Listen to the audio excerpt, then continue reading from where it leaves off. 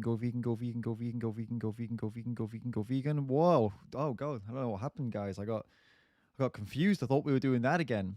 Welcome to the live stream, everybody. Thanks for coming. We're gonna do an Ask Me Anything kind of Q&A today. That's what we're gonna go for.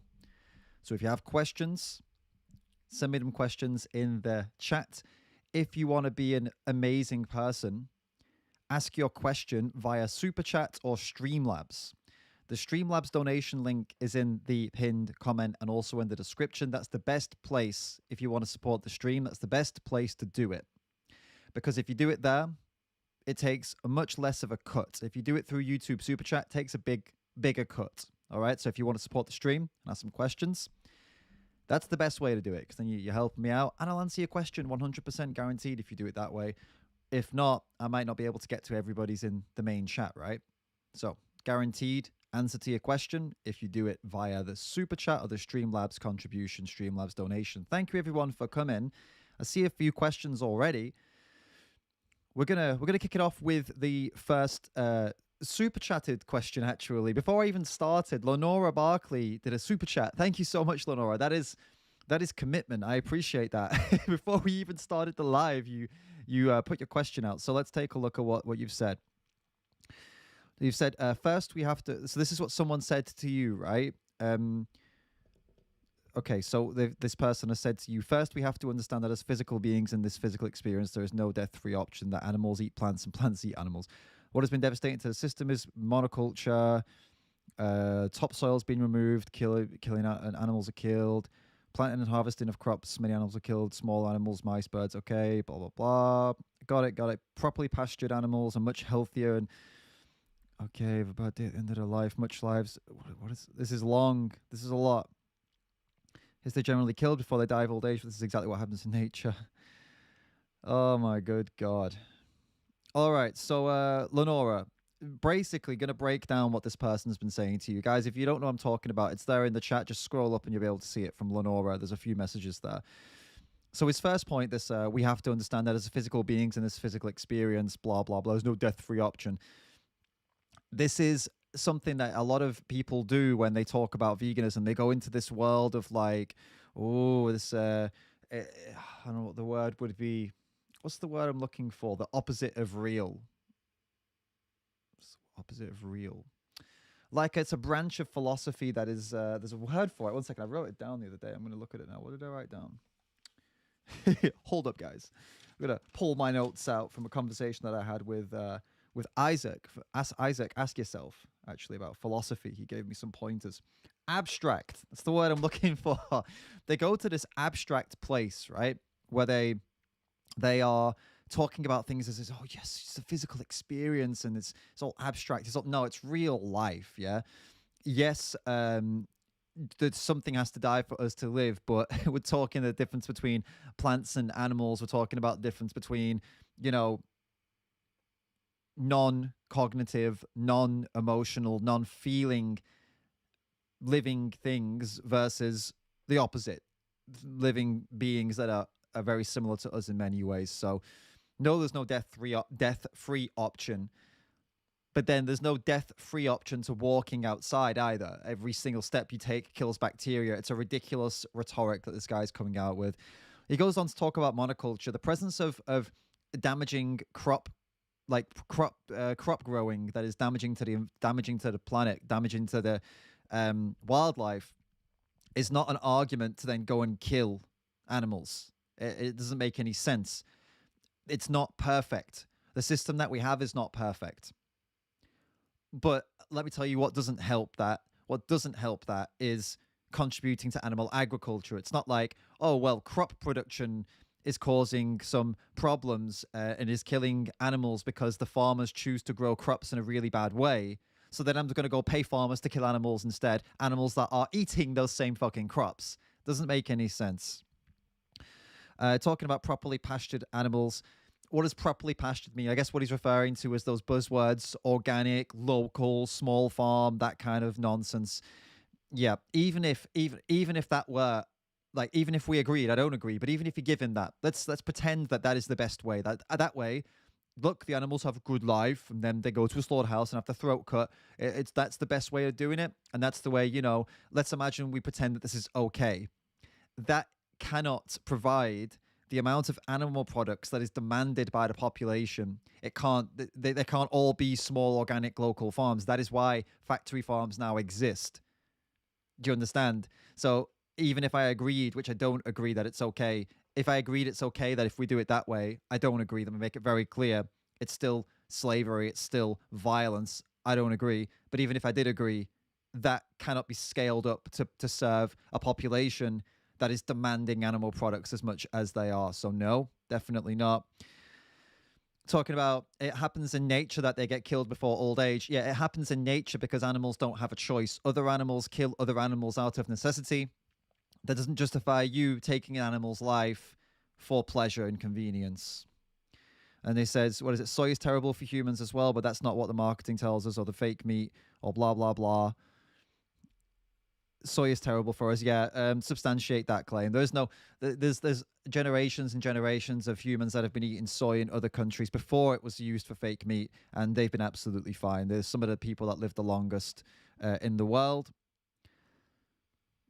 Many of these new age truthers are also vegan, so it's hard for them to entertain the idea that they too have been mind fucked. What about new age truthers? It's got nothing to do with veganism. Choosing a plant-based diet will serve the planet. Bullshit. Mother Nature knows better than that. This guy's quoting Mother Nature. A fucking moron. All right, cool. Don't need to bother with that, I don't think. No, a plant-based diet probably won't save the planet, but it'll do a bit more for the planet than the current state of things and the current way that the systems work. Choosing a vegan lifestyle is more compassionate. Well, bullshit. No, that's not bullshit. If you're living as an ethical vegan, then you definitely are living a more compassionate life than someone who is paying for animals to be bred, enslaved, and have their throats cut. What's the last one? Most vegans give up their diet because of their own health. It's not sustainable or supportive of the human body. That's absolute bullshit. The only study out there that is, or study, not even a study, the only poll out there that supports that comment he's made is one poll in America where they did this thing where they ask people, have you ever identified as a vegan over the phone? And they say yes or no. And they say, are you a vegan now? And they say yes or no. It's like, do you understand? People don't even understand what veganism is. So self-identification is hardly an accurate way of seeing how many people have been or stopped being vegan. Ridiculous. Some lady in an interview was vegan 20 years, permanently damaged her health. Yeah, sure. All right. So yeah, there's loads of people out there like who are like, oh yeah, I was vegan and it damaged my health and I did everything right and I did it all. No, because if you were eating the nutrition that you needed and you were monitoring your body and your health and you were seeing what like, for example, some people find it harder to digest certain foods and get the nutrient from certain foods than other foods, right? And you start to notice these things by, I don't know if you have a lack of energy or if you have like, you figure it out. If something's wrong, you trial and error and figure it out with whatever diet you're eating, whether it's plant-based or whether it's not plant-based. This is how we live. Something's wrong. I want to figure out what's wrong, so I fix it. When things become chronic is when you ignore the problems. If you keep ignoring problems, like, oh no, I'll just keep ignoring it, it'll get worse and worse. I can tell you very briefly, I'm in a position myself where when I was in India, I had stomach problems because of, I don't know, I thought I had a virus or something, right? Maybe. So I went and did a test. They said, no, you've got nothing wrong with you, right? Now, I had that issue for a while and it's been getting better, worse, better, worse, better, worse. And I thought, what the fuck is it? So eventually I decided to do another test. And this one found that there was a parasite from India, like a very common parasite, right? Now, if I'd have just left that forever, I would have completely destroyed my health. Like by the time more years of that, I would be absolutely fucked. But I didn't. I'm paying attention. I'm trying to see what's going on and I'm trying to figure it out. So yeah, if you ignore problems that you're having on any diet and let them become chronic, then you're going to have a problem. But these people are fucking ridiculous. They just blame it all on vegan. It was definitely veganism with absolutely no evidence whatsoever. I bet this lady has no blood work to prove that it was the plant-based diet. I bet she has no hard evidence to show it. They never do. They just talk about how they feel. And then I started eating this and I felt better. And it's like, You can't just make these scientific nutritional claims about your body without tests. I took a test to find out if I had this problem in my body, in my gut. I do have the problem. The test results show it. You know what I mean? You need that, right? And I can prove that it came from India because it's one of the most common parasites in India that foreigners pretty much all get.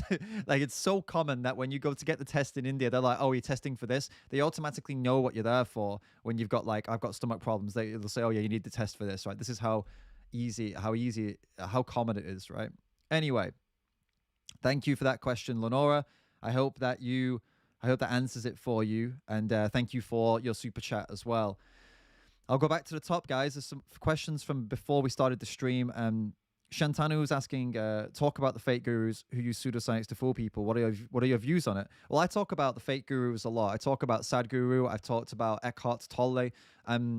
Whether or not fake or real, I mean, Sadhguru, I move towards the definite fake side of things because he comes out with so much nonsense, and he's been like, excuse me, other people have broken down his nonsense and shown how he talks pseudoscientific bullshit to try and trick people and confuse them, which looks to me like a cultish fake guru behavior.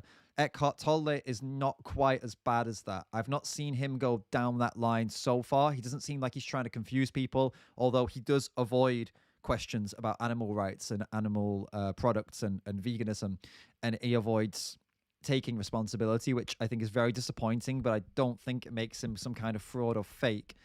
So these are the only two I've really focused on a lot. Yeah, I'm definitely Sadhguru. I think is absolutely one of the worst because of his massive following as well. Like, Eckhart Tolle has a following, but it's nowhere near the scale as Sadhguru's is. I think the key differences would be like Sadhguru is also dressing the part, acting the part, looking the part, saying shit that sounds complex and actually it's just bullshit.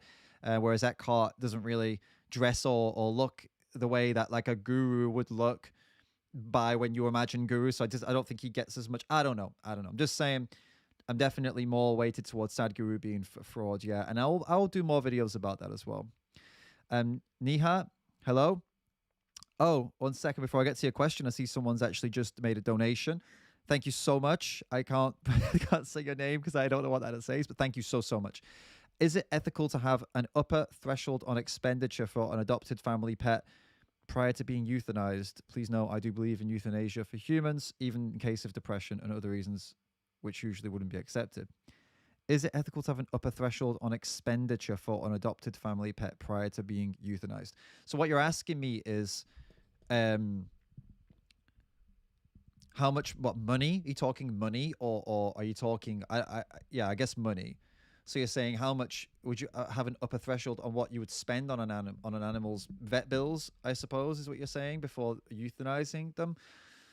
That's a really complicated question because it's, well, no. I mean, no, I wouldn't say it's ethical because my simple test as to whether I believe it's ethical or not is, would I do that to a human child of mine? No. There would be no upper end. I would move mountains. I would take out bank loans. I would borrow money. I would get in bed with loan sharks. I would do anything to save them. So I don't understand why we wouldn't give that same level of commitment to another family member who doesn't happen to be human. I wouldn't. This is my personal speaking here. Like, if I was absolutely, down in the dumps, I had no way of spending the money. I had no way. I would do everything possible to make the money. I would do GoFundMe's. I would do everything I possibly could. I wouldn't have an upper threshold on the number that it would take. It would just simply be a case of, have I expended every single resource I have to make this happen? And if the answer is yes, there's nothing else I can do. I can't do anything. Like, I've even tried to, ask if someone would want, I don't know, if I tried everything and then no, I can't do it, then that's the point where I would consider euthanasia. Like, if they still had a possibility of having a very high quality of life, as in if the rest of their life wasn't going to be filled with pain after the whatever problem they had was fixed, these things would play in more for me. Like, if they're an old animal and it's gonna, you know that this situation, you can fix whatever's happened, but the vet says that they're going to live on in constant pain for the rest of their life, and that's only going to be another year. So it's either a year of pain or it's euthanasia. Then at that point, I would probably have to have a serious think about what to do, and I may lean towards euthanasia. But if we're talking about an animal that has serious problems but has the potential of having a good quality of life for, after the problem is fixed, then no, there wouldn't be an upper threshold for me, and I wouldn't say it's ethical for me. I wouldn't put that on you. We could debate it. I'm not going to tell you what is right or wrong on this, because it is a actually, no, I take that back. I think it is wrong. I believe it is wrong to have an upper threshold. I think we should try to do as we would do for a human child, move mountains for that animal. Definitely. I think where it's more debatable is when there is a quality of life issue, like what is the rest of their life going to be like? That's where it's debatable. Like, you need to make a decision what's best for them. Thank you for the question. I hope that answers it for you. Niha is asking, how, by the way, guys, you can scroll to the beginning of the chat again if you want to see these questions. I'm going from the beginning because it's not really fair for me to, people have asked questions really early on. So Niha's asking, how not to lose your mind when talking to non-vegans. I cannot keep calm even while having a regular discussion with friends regarding animal cruelty. My best advice for you on this is to try to remove yourself from the situation. And what I mean by this is, when people are questioning you, or they seem like they're angry with you, or they seem like they're not listening, or whatever, they're trying to piss you off, I try to imagine that actually it's not me they're angry with. It's the words, it's the concept, it's the threatened by the idea of this. And I try to have that as kind of like a shield in front of me. Like, it's not me they're angry with. It's the it's the subject, the topic. So I kind of try to remove myself a little bit, which is what you'll see with the last the last debate that I did on here with the guy. Just people kept saying, "How do you stay so calm, David? How are you so calm? How are you so?" It's because I was fully removed from it when he was talking for the majority of the time. I had removed myself from the personal element, and I was just trying to like pay attention to what he was saying, and as like as not as me, not as like really authentically me. Because in a normal conversation with me, I'll answer to you like quite honestly and openly, like bam, bam, bam, bam, bam. But in an animal rights or vegan conversation, I don't want to be like that, because that is too casual. I actually remove myself back and try to properly think before responding, and properly think about what they're saying, and try to remove as much emotion as I can without becoming some kind of robot, right? Because too much emotion in these scenarios can be very bad. There needs to be some emotion, but if you can't control yourself, it goes south very quickly. As you saw with the debate I had with the dude, I at some points I did get, I'd say, too emotional, and I would say personally that's where I lost some, I don't know, integrity, you could say. For somebody who was watching, who was very logical and interested in debates, they may have watched that and said, "Oh, when he lost it there, that turned me off," and I would understand that. That was my something for me to improve on. So I hope that helps you with that question. Just to summarize, try to remove yourself and try to imagine you're looking in at the conversation and you're not actually in it, and then try to properly think about what you're going to say before you say it, and plan it out. And when your heart starts racing and you get offended, just be very aware of it. Breathe and just think, and just be like, okay, I'm clearly not happy about this. This is bothering me. I know it's bothering me, but how do we get the best out of this scenario? It's really hard, but once you get used to it, you'll get better at it. I hope that helps. Okay. There was a kind of a conversation between Saurab and Vegan King. I think you kind of got to the bottom of that already, so I'm not going to go into that. Nihaz asked another question here. I'll ask that since it's next in the line. Does spreading awareness about animal cruelty affect your mental health? Of course it does.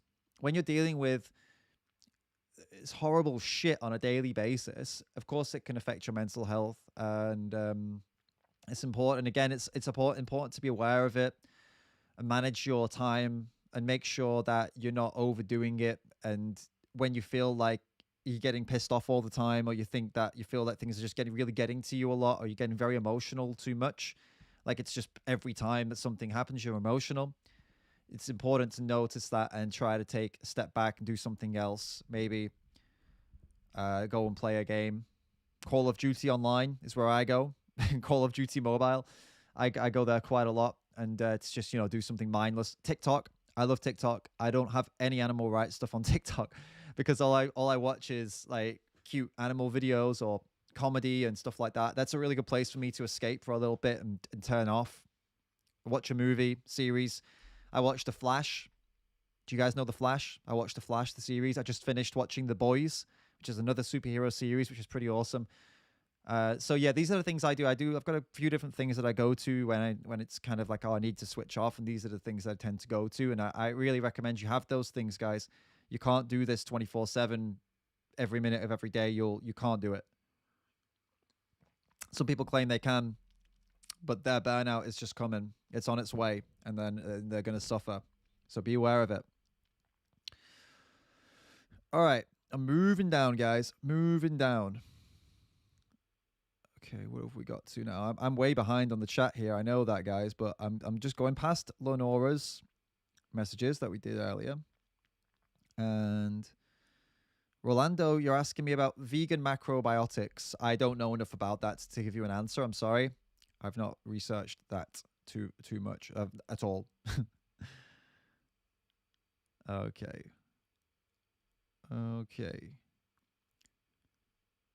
Hello, everyone who's joining now. Welcome. I'm just looking through the chat to catch up, guys, with questions.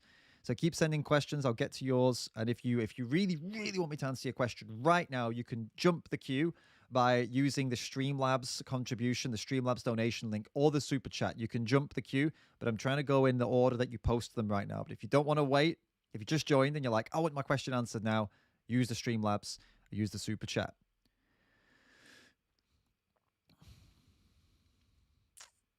All right. What do we have?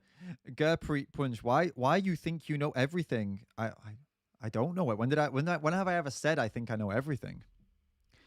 What's the quote? It's like the first step to knowing is knowing you know nothing, something like that.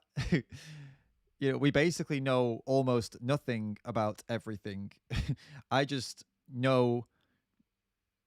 know we know nothing about, except no one knows everything. We know nothing about everything, but we know everything about some things. And I know a lot about some things.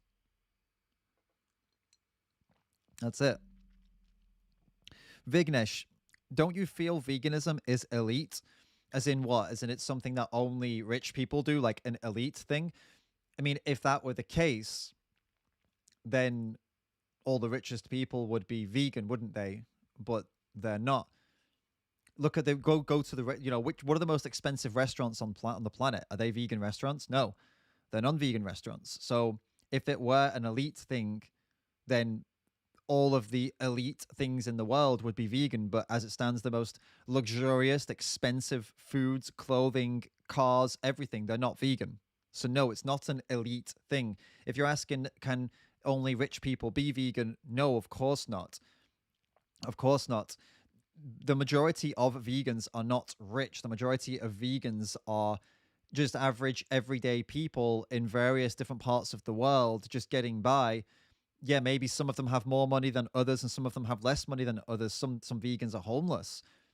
It's not like vegan is just all one group and everyone in it is the same. People are very varied, diverse within, veganism. People who are vegan come from different backgrounds, have different financial statuses, and you can base your plant-based diet based on your income. If you have a lot of money, you can go out and eat all the junk food and all the fancy restaurants. If you don't have a lot of money, stick to the basics, stick to the vegetables and the fruits and the things that are cheap, and make your own food at home. It's just, you got to be smart about this. Niha, thank you for the super chat.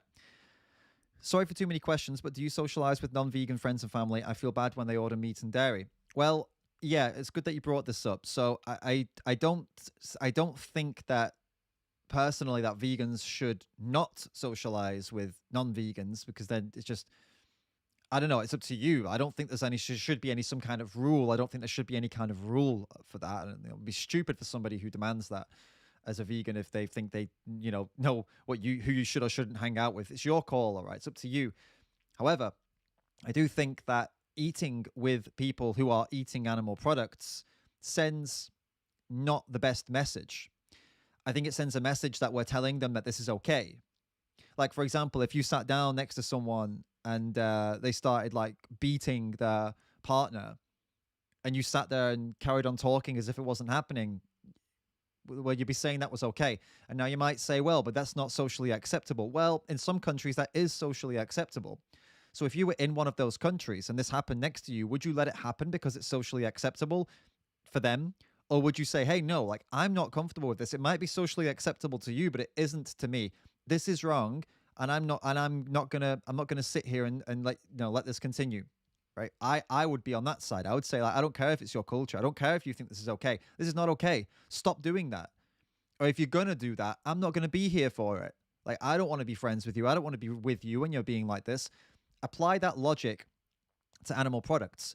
When we sit there and someone's eating animal products, yes, it's socially acceptable, but not for you, it isn't. You know the torture and the suffering that those products came from. So in that moment, I think it's important that, well, this is where the liberation pledge comes in. The liberation pledge is a pledge that you take, that you say you will not sit at the table and dine with someone who's eating animal flesh. You can apply that to all animal products. And I think it's wise to apply it to all animal products. It's not a, black and white rule, but it's something that a pledge you take to make an effort to not do it. And what you do is you preemptively tell people, hey, look, if you're going to be doing this, if you're going to be eating those products at the table, I will not come. I'm not comfortable with this. And then you explain why. I want to enjoy the time I spend with you. I don't want to be sat over the dead body of an animal or the secretions of animals that I know they suffered for, because I see what happened before these products came to the table. And I can't enjoy my time with you while this is happening. I don't agree with this. This is not a place where I want to be. I won't be comfortable. You explain that to someone. Most people are going to get that and they're going to understand, and maybe you'll go and eat in a vegan place, or maybe they'll just order vegan, or maybe you'll arrange something different. And the point is you're denormalizing that situation. You're saying this isn't normal, and I'm not going to pretend it's normal. Just the same as if you sat in a socially acceptable place where it's socially acceptable, for a person to hit their partner in public. If you sat next to them and watched it and just didn't say anything, it's the same as kind of sitting next to someone eating animal products. You're making it like it's a normal thing. But if you say, if you do that, I'm not cool with that. If you're going to do that, I don't want to come, guys. I mean, I don't want to come. I'm not cool with this. I'm not comfortable. You're disrupting it, you're causing a problem, and it's a good thing to cause a problem here because it needs to be caused, right? So I hope that answers that question. Oh, keep going. Have you taken the, yeah. Oh, Josh, I just answered that question for you. Yes, I have answered that. I have taken the liberation pledge a long time ago now. All right. Mayank asks, hey, David, what about vermicomposting process? Is it vegan? Don't know. I've not read too much about it. Sorry. Can't answer that question. Sky Astras asks, your opinion on non-binary people. I don't have an opinion on non-binary people. Why would I have an opinion on that? I don't know. It's like it doesn't impact me in any way to, why would I be pro or against that? You know what I mean? So I guess kind of my opinion is that it's whatever you want to do. I don't know. I don't know. It's a weird question. If I ever saw someone being rude to someone over something like that, or trying to insult someone because they're non-binary, I would defend them and their right to identify as what they want to identify, if that's what you mean.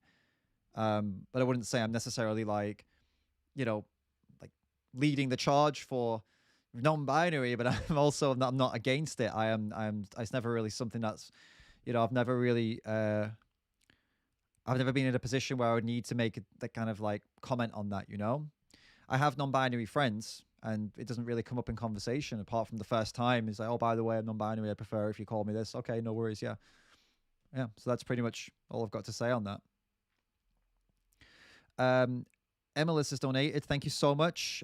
Emilis. I'm going to repeat it so people can see. By understanding that we are all one, I realize that I am the animals experiencing the suffering and I am the meat eaters causing that suffering. It seems fair that meat eaters would reincarnate into these animals. So as a vegan, would you be detached from that? That's some intense Buddhist stuff, reincarnation and stuff. I don't subscribe to the idea that we will come back as another animal, so I can't really comment on that necessarily. I also don't really agree that we are all one necessarily. This is very spiritual stuff. It's not. This isn't. I'm not really into that. I'm not really on the same boat as you with this. However, I think kind of what you're getting at is to get people to empathize with these animals. It is important to try to get them to imagine the life, how life would be if they were one of these animals. And by the way, Emilis, thank you for your donation. I'm sorry if my answers offended you in any way. I'm just trying to take your question or your comment and kind of give you an answer that more fits with kind of my worldview because you're asking me, you know. But yeah, I would say like, you know, yeah, I agree with the concept. Is that, yeah, like for people to empathize with the animals, it's definitely good to get them to try to imagine what life would be like if they were born as one of these animals. And I have actually gone down this road with people before, and I've said, you know, imagine you wake up and you're born as, you know, you're born as an animal.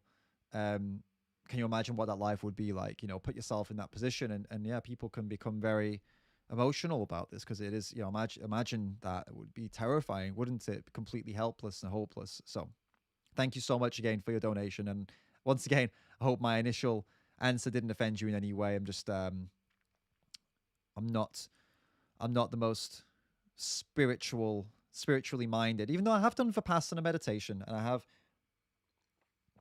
read a lot about Buddhism and, you know, Hinduism. I agree with a lot of it. I'm just not quite down with the all of us being one and the reincarnation side of things. That's not. I don't. Maybe one day I'll agree with that, or I'll be, I don't know, more inclined to you know, be at that level, at that place. But I'm not there right now. Thank you for all the nice comments, by the way, guys. I am just looking for the questions, but I see a lot of nice supportive comments, so thank you. If you dare answer my question, what's this? This guy, if you dare answer my question, first go early morning for a walk in an area packed of dogs, then you'll get to know what nature those dogs to have. Secondly, I think you're a vegetarian. You know what's really funny is that in India, in the early mornings, I have done that many times. We would wake up at 5 a.m. to go to vigils at slaughterhouses, and at 5 a.m. there are groups of dogs, packs of dogs all over the streets. And you know what we did? We would sit down on the floor, and they all come over like, oh, hello, licking you and like super happy to see you, and like, you know, this person's chatting absolute shit. I even had it once where it was like 3 or 4 in the morning in Goa when I was in Goa in 2018. And this is like 2018? No, yeah, 2018. Walking home, and I didn't drink at that time, so I wasn't drunk. And this pack of dogs, they came out. It was dark, and they came out, whoa, whoa, whoa, whoa, whoa, and I thought, oh, fuck, what are they gonna do? And I was actually kind of scared. I thought, oh my god, are these those dogs, those aggressive dogs that everyone's talking about in India?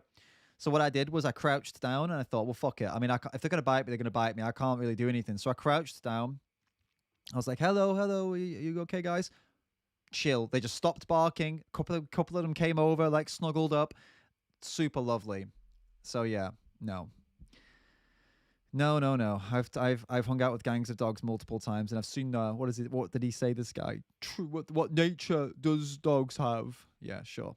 Danya, I have your donation. Thank you so much. I hope this money transfer works. I had difficulty paying to your Patreon. Sorry. Well, no, it worked. Thank you. But he didn't send the question. But if you send a question, I'll answer it now.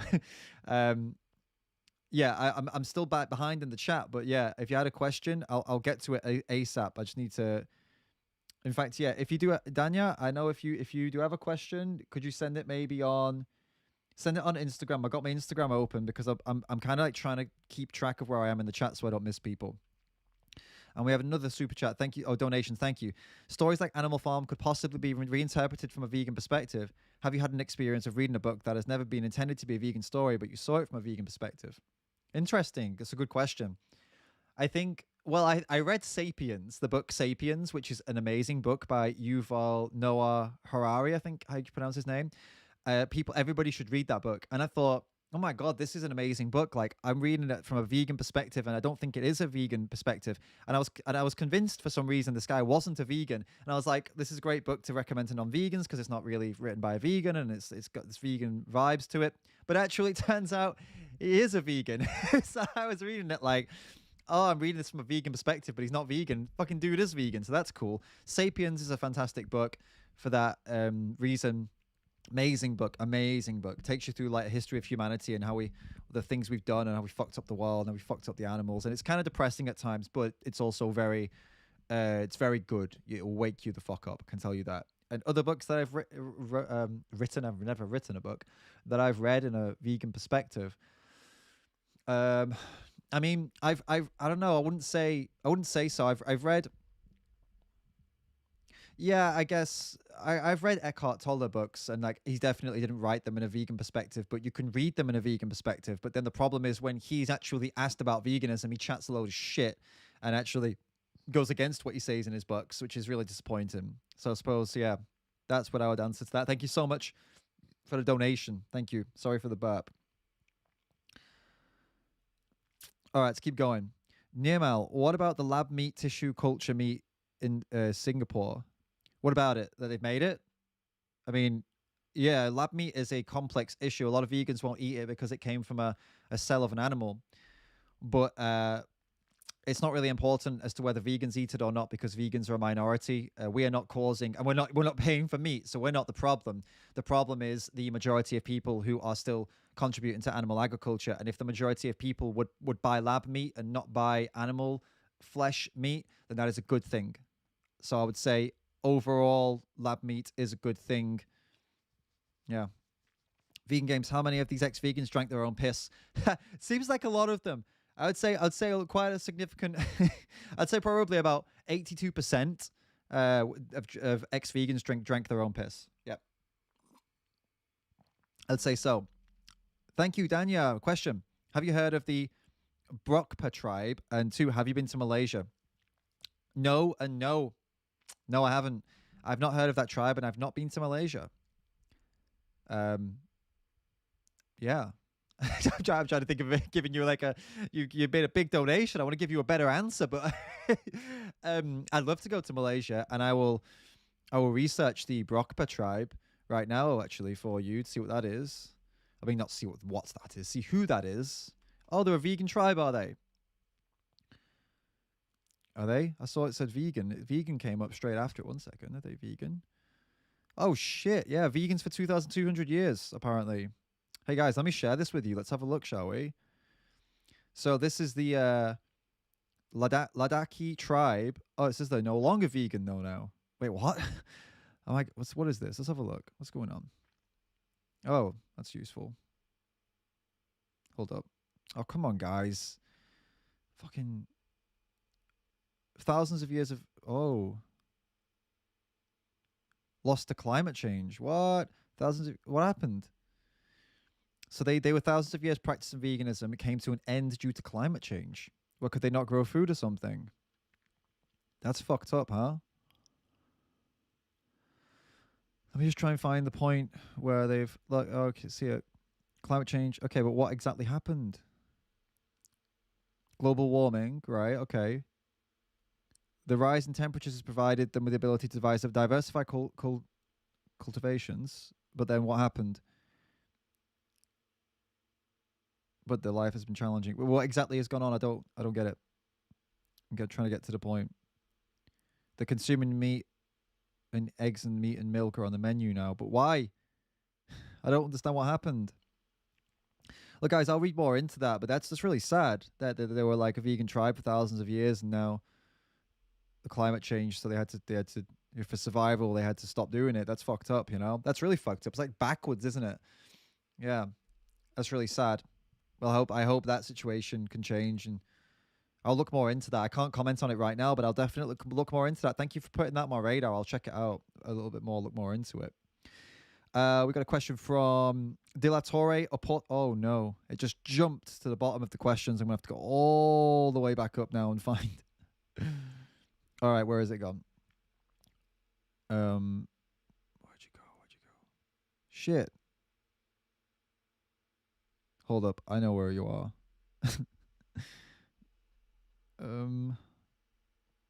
Apologies for that, guys. I just don't want to skip people's questions. You've asked so many, so I want to make sure I cover all the questions. All right, where was he gone? Where's he gone? All right, hold up. Let me just get back to set where I was, and then I'll just answer that question that's come up right now. Come on, where the bloody hell did it go?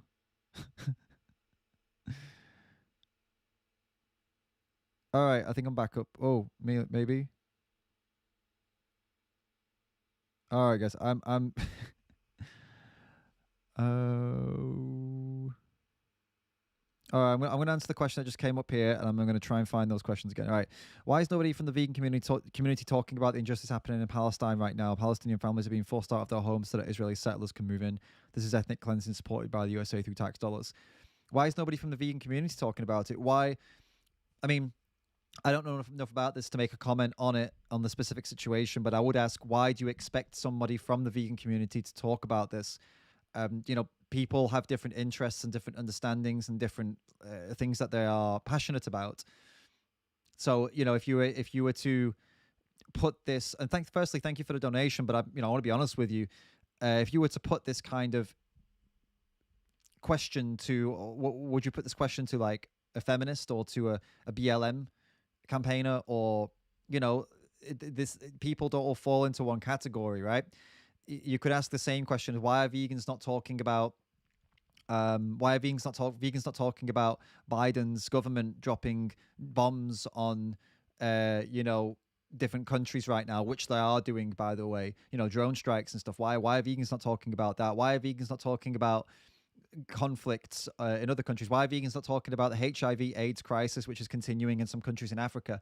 Why are vegans not talking about women's rights issues in some countries in the Middle East? Why are vegans? You know what I mean? Why are vegans not talking about it, or why is nobody from the vegan community talking about it? Is not a question that I think is valid, unless no, it's just not valid. Full stop. I don't doubt that this is an important topic, but to question why someone isn't talking about it because they're a vegan, that doesn't really make sense to me. I personally, I've caught hints of this situation that's been going on for a long time. I don't know enough about it to give you any comment right now, but yeah, I would just say to try not to hold vegans to such a high standard like that, because otherwise you can, like I just showed you, you can end up in a place where it's like you expect too much of people. Vegans don't just all have the same mindset, the same beliefs, the same everything, the same passions, the same interests, the same urge to raise awareness about different things. You know what I mean? Shouldn't try to treat everyone as if they think the same. Oh my goodness. It's difficult to follow these questions. I don't know if I've got completely lost here now. I had a question earlier from, I found it. Yes, got it. De La Torre Oporto Alfonso asks, hey David, what do you normally eat in a day? You don't really want to know, because it's not very healthy right now, to be honest with you. I mean, it's all right. Depends on the day.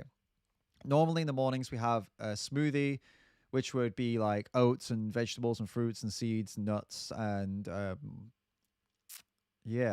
like a good mix, a good smoothie to kick the day off. Lunch can be, I'll just tell you like my favorite foods, like I eat quite a lot. I make a lot of potatoes. I eat boiled potatoes, or I oven potatoes, or mashed potatoes, and that's awesome. And I like that with gravy. And my partner Annie, she makes really good like homemade gravy. If you don't know what gravy is, you should Google it. It's a Google British gravy, and that's what we make a lot of. That it's awesome. And what else do we eat? I like Mexican food a lot. like like the rice, the beans, and the vegetables, and the if we can get avocados that are from Spain and not from fucking Morocco or or like Morocco's also not too bad, but like a lot of avocados come from literally the other side of the world. I don't really feel too cool about that, so I try and only buy them when I know they've come from Spain or somewhere that's pretty close. But yeah, guacamole, I love that. But yeah, generally in a day it can massively vary, but we eat a lot of like pasta as well sometimes. A lot of pasta sometimes. Not pasta's pretty regular. Yeah. I wouldn't say I've got like any specific diet right now. I used to have a very, very specific diet. It was like whole foods, and I used to make lots of whole foods dishes. But recently, I've been a bit lazy with it, to be honest with you. I'm not the healthiest right now. Gonna do something about that soon, though. And then when I do, I'll talk a little bit more about it on here. Um, okay. Catch up, catch up, catch up. Oh, I'm catching up fast now. You guys have been talking a little bit, so oh, there's no questions just here yet. Yep, I answered that question. We're good, we're good, we're good. Keep the questions coming, guys. I'll catch up eventually to the last ones. But as I said, if you want to skip the queue and ask a question that I'll answer right now, then just do a super chat, do a Streamlabs donation, and I'll answer it right now. Right now. Oh, I see another one's coming. Hi, A. Thank you for the donation. Because veganism is about compassion and standing up against injustice, I was very disappointed to see that no one is willing to speak about this. Imagine you get kicked out of your home by soldiers with armor and rifles, and people say it's not my interest. Veganism is definitely about standing up against injustice, but it's not. It's not about standing up against all injustices at once. All right, and it's not about compassion necessarily. It's about seeing something wrong and saying that's wrong and standing against it. And in this case, in veganism's case, it's about standing up against the afflictions that are coming on to non-human animals, right?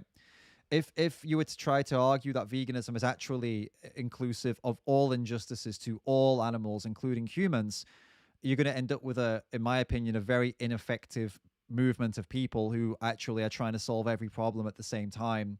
And you need to prioritize the issues. And people don't like that. They don't like, oh, your hierarchy of oppressions and whatnot. Well, yeah, there has to be a hierarchy, otherwise nothing gets done, right? Like, for example, again, BLM protesters prioritize the issues of specifically African American people. They don't even prioritize issues for all black people worldwide, because if they did, then they would have a lot more work to be done in countries in Africa as opposed to the USA. Because trust me, things are much, much worse for some black people in countries in Africa. There are literally still slaves. And I don't mean this as in like, oh, we're all a slave to the system. I mean, actual people are born into slavery because of their surname in some countries in Africa. So, if BLM prioritized the issues of black people worldwide, they'd probably be prioritizing that, but they don't. They prioritize the issues of African Americans specifically in the USA, depending on obviously where the BLM group is. Maybe there's a BLM group in the UK, they prioritize the UK, but you get the point. So there has to be, in feminism, most feminists will prioritize issues that are more local versus more overseas. This is actually kind of a criticism of both BLM and feminists, to be honest with you, because, there's an argument to say you should maybe prioritize issues of the people you're trying to defend, where the people are suffering more, not just the people that are on your doorstep, right? In our case, though, as vegans, we are the only group in the world. I don't know what you call those. We're the only people in the world, vegans, who give a fuck about the animals. Just make that clear. BLM generally don't give a fuck about the animals. Feminists generally don't give a fuck about the animals. I'm talking in the sense of like what the reasons those groups are created for, what their aims are. Animals are not included. The vegans are the only ones that actually say, no, the animals are our focus. That's what we do, right? This is what we're here for. This is who we're here for. We're here for them. No one else gives a fuck, so we're here for them, right? And we're gonna stand up for this injustice. I don't see anything wrong with a vegan who wants to go and talk about other issues. It's amazing. You go ahead and do that. But to say that vegans should, because we are against all injustice, it's like, yes, of course we're against all injustice, but you could use that same argument against every other group, and then every other group like BLM, feminism, veganism, we all just become one big group fighting against everything at the same time with no focus and no like that would just be a complete fucking nightmare, wouldn't it? So Yeah, I think as long as you are working towards like a goal and you are not contributing to anyone else's problems, I think you're safe to go. Like if you are a vegan that is working specifically and focusing on animals, which is I would say like thank you, because you're the only one who gives a fuck about them. If you're focusing on the animals 100%, but you aren't causing problems for any other groups, no, not but, and you aren't causing problems for any other groups, as in you aren't being some kind of horrible person who's like, funding something horrible happening to someone else, or inhibiting someone else's ability to fight for someone else, then you're good. You're set to go, in my opinion. Good for you. Like, and if you can do it all at once, and do it all at once. But I personally don't. I don't subscribe to the idea that we should all be fighting all things all at the same time. It won't. It's just not. It's just not sensible for me. I don't believe it's sensible at all. Riley Rowell, thank you so much for your super chat. Can you please react to Dr. Gabriel Lyon's video about everyone needing to eat more meat for better health? Who's Dr. Gabriel Lyon? Let's have a look. Dr. Gabriel Lyon. Dr. Gabriel Lyon. Who are you? Where is this on YouTube, this video? Let's have a look. Dr. Gabriel Lyon. Meat. Meat is not the problem. Why you need to increase your quality meat intake with Dr. Gabriel Lyon. All right, well, that's a 30-minute video. So let me take a look at it and I'll get back to you on it. I'm not going to respond to it right now because it's a 30-minute video, but I can take a look at it, pull out the most, important clips, maybe sift through the shit. And yeah, thank you for sending that over to me. I'm going to add it to a playlist now. I've got like a private playlist that I use to keep track of videos that I want to respond to. And oh no, not that one. Wait, what the fuck is my reaction? Hold up, video reactions. There it is. Cool. Got it saved. Thank you so much for the recommendation. I will get right on that, guys. I'll get on it. It'll be out at some point. It'll take me a while though. 30 minutes. Got to break that down. I'll watch it at 2 times speed, 15 minutes, and then I can break some parts of it out. Rahil asks, what is the best protein, the best plant-based protein? That's a good question. I'm not qualified to tell you what is like the best or worst protein. I can tell you that you can get all the protein you need if you just eat enough calories in plants, and if you eat whole plant-based foods, you'll be set. You'll be good to go. But I think the best for me, I like eating lentils. I like eating chickpeas. Tofu is pretty good. I like tahini. Tahini's amazing. Peanut butter. That's my number one. For me, peanut butter is my number one. I know it's got a lot of fat in it, but I don't care. I was going to say something smart. I was like, I don't have anything smart to say here. Yes, it has a lot of fat, but I don't give a shit. I love peanut butter. Carly asks, hi David, do you have any pets? Yes and no. I mean, we live with a lovely little dog called Emma here right now. My mum has 5 dogs at home where she has rescued all of them from very, very bad situations. But I personally, I'm not responsible for any animal right now. No. But I have access to, I have access to, no, that's not the word I'm looking for, but I am involved with animals that other people are responsible for.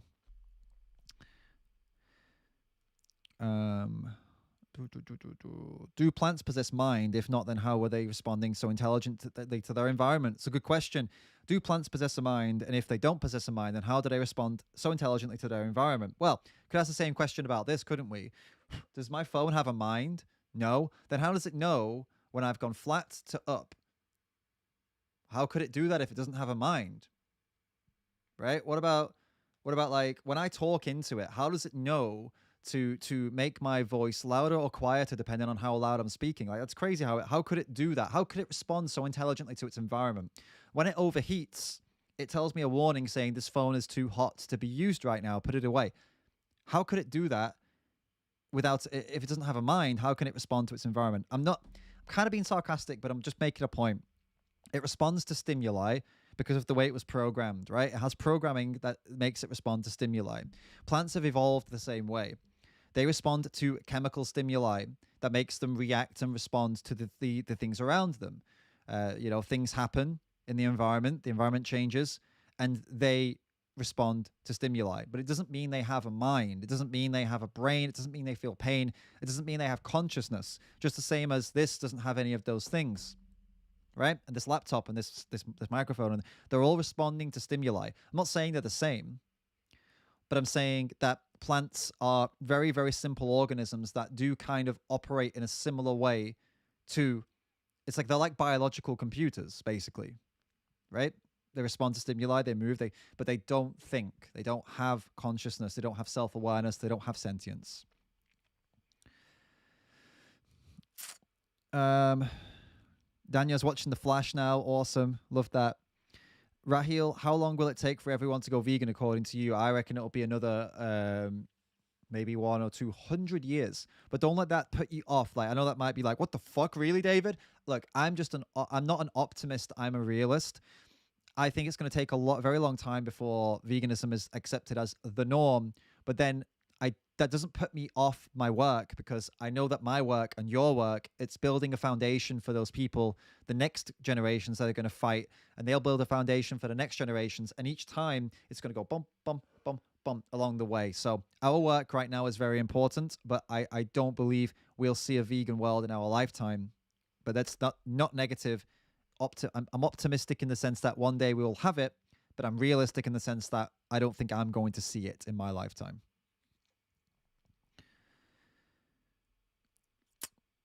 All right, where are we up to? Let's keep going. Nirahua. Is milk vegan? Please tell me. No, animal milk isn't vegan because you are exploiting an animal. You are taking an animal, you are keeping them in captivity, you are using them for their body, and you're benefiting from using them like a product to benefit you. It's not vegan to do that. Animals aren't here for you, and you don't need to be doing that to them. You just do it for pleasure and convenience. It's not vegan.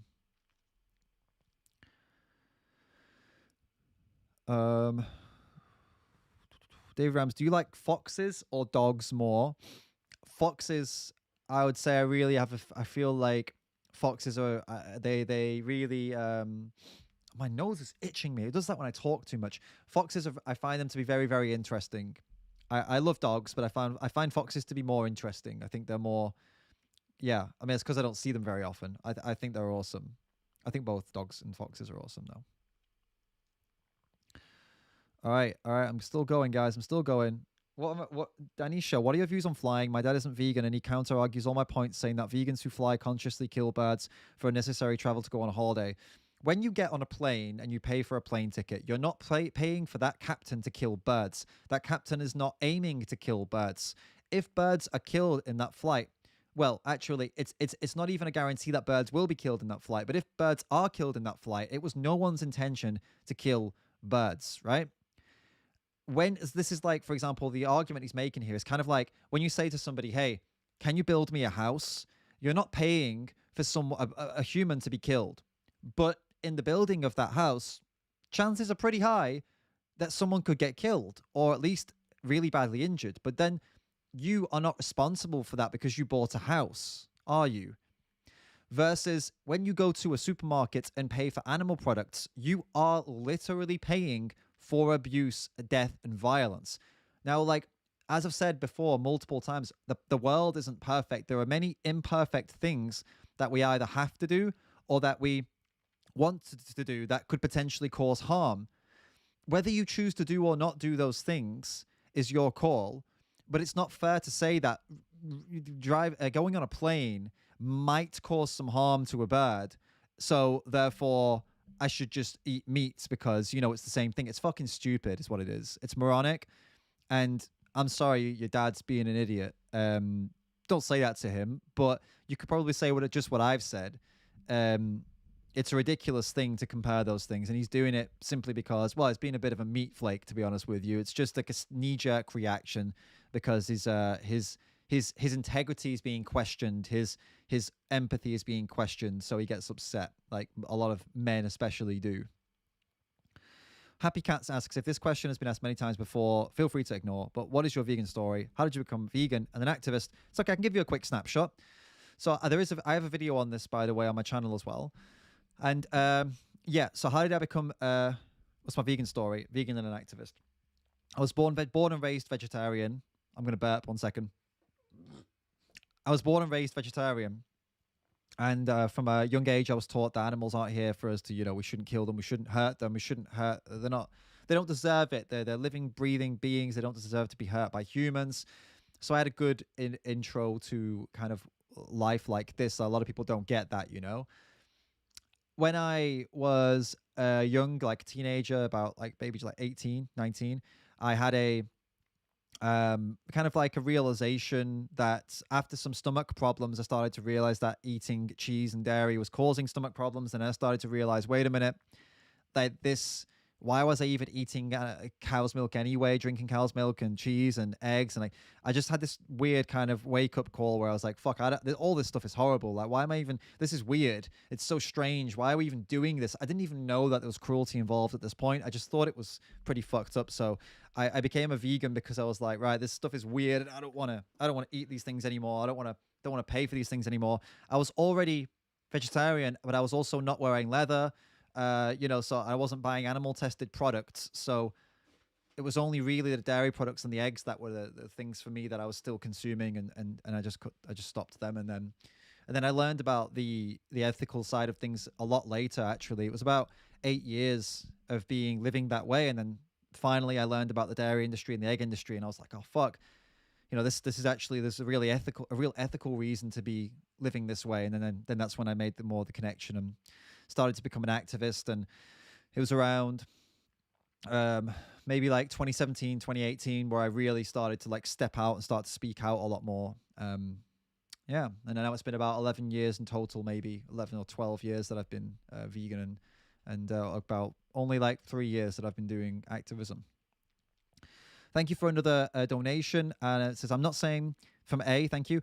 I'm not saying vegans should go free Palestine right now, but a single mention in one IG story or retweet would go a long way. IG, Facebook, TikTok have been deleting educational posts about this nonstop for the past week. How do we stay silent and watch this happen? It's again, one more thing I'm saying to you. This is something you're passionate about. It's not, you can ask people to make posts if you want them to make posts, if you think it's important. But if they don't agree with you, that they say, no, I've got other things that I want to focus on, I'm not going to make this post, it doesn't make them a bad person. So for example, if I say to a vegan, hey, please post this dairy industry post, I want you to post it, it's really important. They say, no, actually, I'm focusing on animal testing right now. Then it's not for me to then tell them that they're a bad person for that. They are not causing the problem that I'm trying to fight. And even if they were causing the problem that I was trying to fight, it's still, I could explain to them how, like, I could try to convince them, but to say that somehow, like what they should or shouldn't do, this is where I don't sit well. This is it's too much of this happening right now. It's like something we're passionate about, demanding someone else also talks about it because I'm passionate about it, when there are a million problems going on that we could talk about, especially when the animals literally only have us. To start saying that we should also, like, vegans should also be told that they should also post about this and post about that, and I'm sorry, you're never gonna get me on board with that. Saying we can't solve all the injustices of the world at once, this is not my interest. Exactly, this is not exactly what non-vegans say. All I'm asking for is that each individual educate themselves about this. Takes 5 minutes max, and maybe raises awareness by a tweet. No, it's not exactly what non-vegans say. Because the difference is that vegans aren't causing the problem in Palestine, but you're trying to tell them to talk about it and saying that they should talk about it. You're disappointed they aren't talking about it, but they haven't caused that problem. So if they don't want to talk about it and they aren't causing the problem, or they aren't a part of that problem, you really have no right to tell them what they should or shouldn't talk about in that case. Whereas when I talk to a non-vegan and I'm like, look at what you're contributing to, and they're like, no, it's not my problem, we can't solve everything at once, it's not my interest, then that is a problem, because it's like they're causing it and they're ignoring it. It's a very big difference. So once again, let me just I'll answer that question in a minute, Millis, but just to close that point again, one more time, there's no problem with trying to ask people to speak up about something. If you have a problem you're passionate about, you want people to speak up about it, it's fine. But to say you're disappointed that vegans won't talk about something as if vegans are all one big group and we all have the same way of living and the way of view on things, and that if we don't do what you think, then it's bad and vegans should be against all injustice. Like, yeah, everybody should be against all injustice. And yes, vegans are against injustices, but there is absolutely nothing at all wrong with vegans who only want to talk about animal rights related issues and don't want to weigh in on other issues. There is nothing at all wrong with it. And I will forever stand by that. I will die on that hill every single time.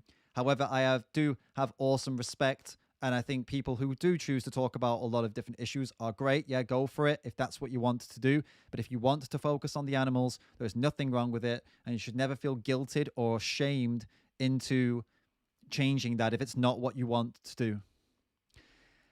Emilius, thank you for your donation. Now while we're talking, behind certain amount of walls and certain space between these walls, there are millions of animals being needlessly slaughtered so you can have a piece of his body. Is it too militant to say to a meat eater, bringing them to the present? No, I don't think that's militant at all. That is the truth. That's a fine. It's fine. There's nothing wrong with it at all. It's in very simple and easy to understand language. It's a simple, true statement. Maybe I'd answer it with a question. How do you feel about that? Right? That would be a nice way to end it. But I think I think it's fine. I would say there's nothing wrong with that. It's not too militant at all. All right, I'm back on the comments again. I'm back in the comment section. Let's have a look.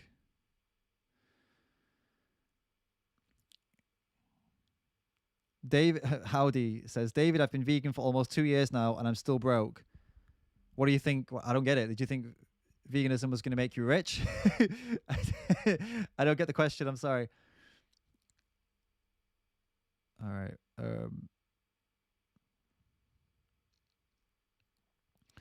All right, I'm coming through. I'm catching up, but I don't think I'm ever going to catch up. I'm trying, though, guys. I kind of already answered that one. I'm not going to go over it again. Oh, my goodness. Guys, you're having a conversation between yourselves. All right, I'm catching up.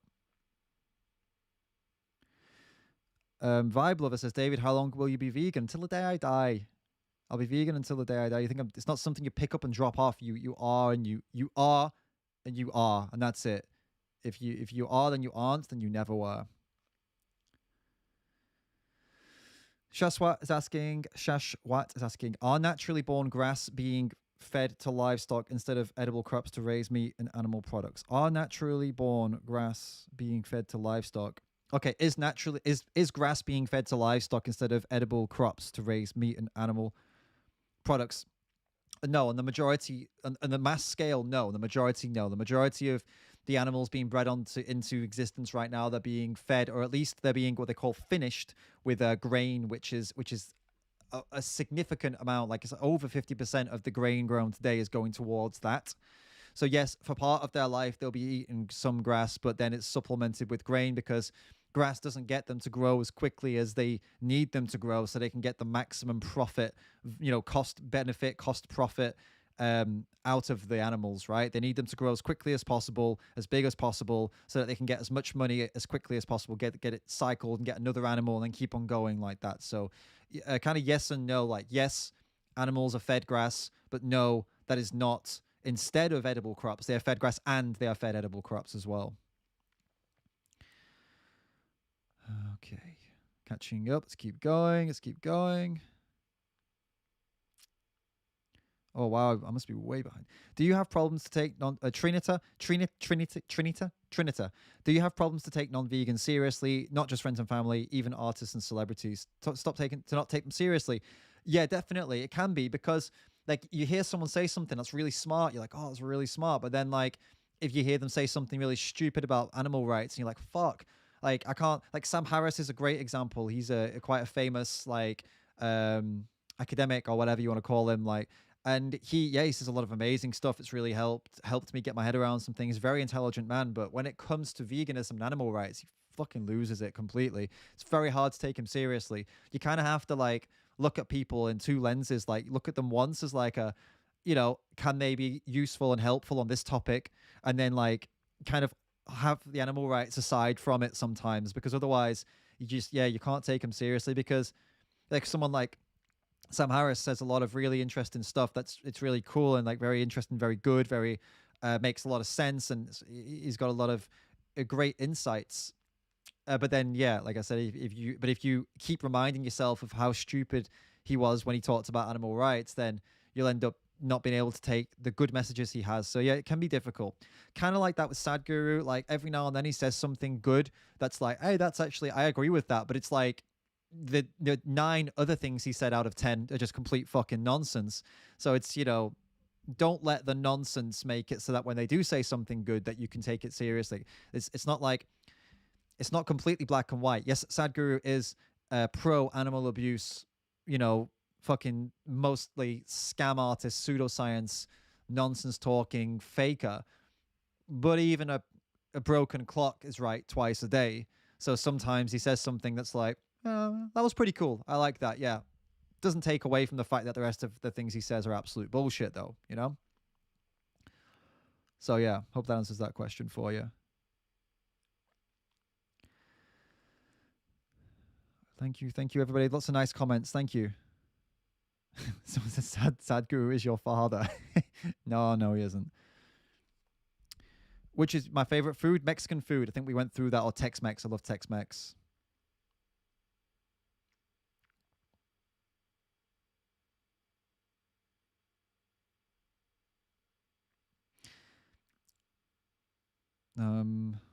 Someone's asking, it's Austin's asking, would you rather be a grass-fed cow and live a basically happy life, then get slaughtered on your last day on this earth, or not be born at all?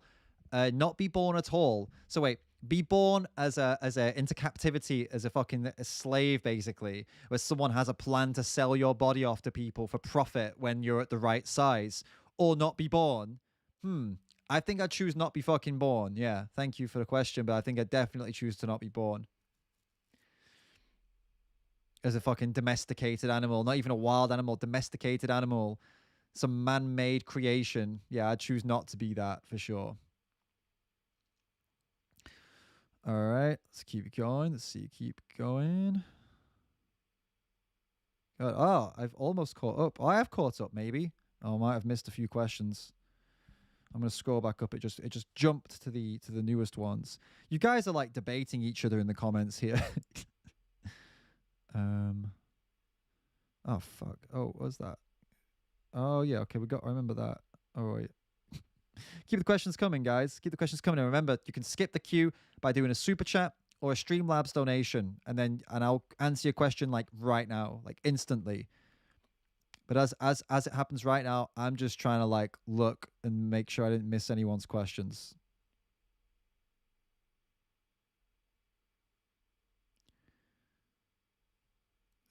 Has Annie sent me any messages or anything? No, okay. So make sure I haven't missed anything now. All right, yeah, I'm back up to date now. I'm up to date. Oh yeah, okay. Vishal asks, would you get married to a non-vegetarian? No, I wouldn't get married to somebody eating meat and animal products. No. It's like asking an anti-racist person, would you get married to a racist? No, they probably wouldn't, right? Or they would try to like make the person see they were racist and stop being racist, and then maybe they'd marry them, right?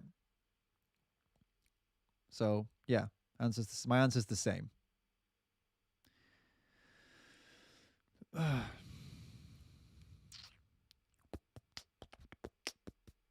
All right, I think yeah, I think I'm actually caught up almost.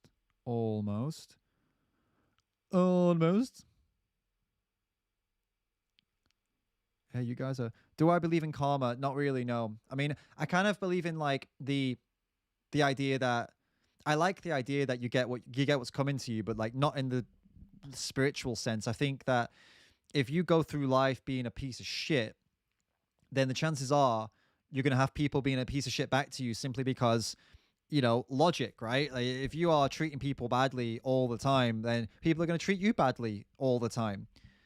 So that's not really karma as such, is it? That's just more, it's more like a logical way of looking at things. If you go through life trying to help people and do things for people and be there for people and be a good person, then chances are they'll remember that and they'll speak well of you, and then good things will come to you because just, the word passes on, and oh, this guy's cool, or this girl's cool, or whatever, this non-binary person's cool, or whatever. And then like, yeah, you'll get good things will come back to you. I don't think it's karma. I think it's just, yeah, I think that's just logic, really.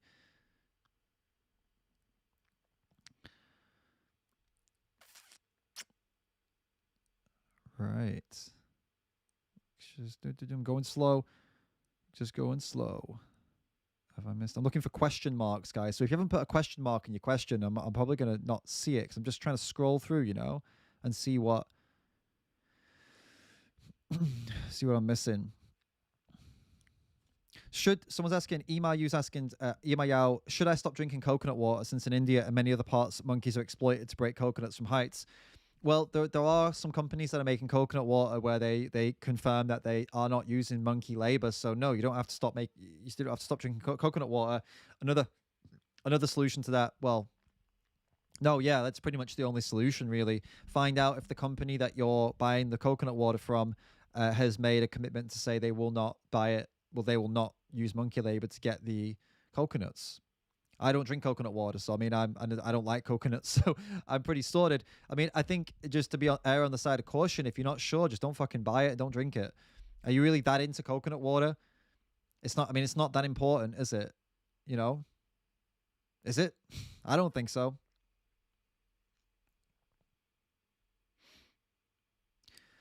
Vegan Games asks, does eating animals cause pandemics? Well, I mean, yeah, of course.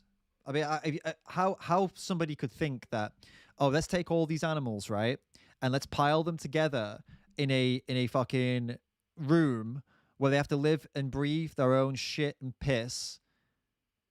What do you think's going to happen? And this is like where viruses, diseases grow and mutate, and like you're increasing the chances massively of a random mutation happening when you put animals together like this, and then they're in contact with humans, and yeah, there's all the biosecurity shit. Obviously, they've got all that stuff in place, but it's not foolproof, things can go wrong, and things will go fucking wrong. The antibiotic resistance is the next big problem. Earthling Ged did a really good video about that. That's where they're predicting, like some scientists predicting that's where the next pandemic's going to come from, antibiotic resistance, because of what we're doing with factory farming animals and pumping them full of antibiotics to keep them healthy, because if they didn't have antibiotics, they'd all fucking die because of how in close proximity they are to each other and all the disease and the shit. So yeah. Someone's asking about Be Vegans now is asking about intersectionality. I've already kind of been over that with the previous couple of questions, so I think I've already covered that. Plus, there are videos on my channel all about it.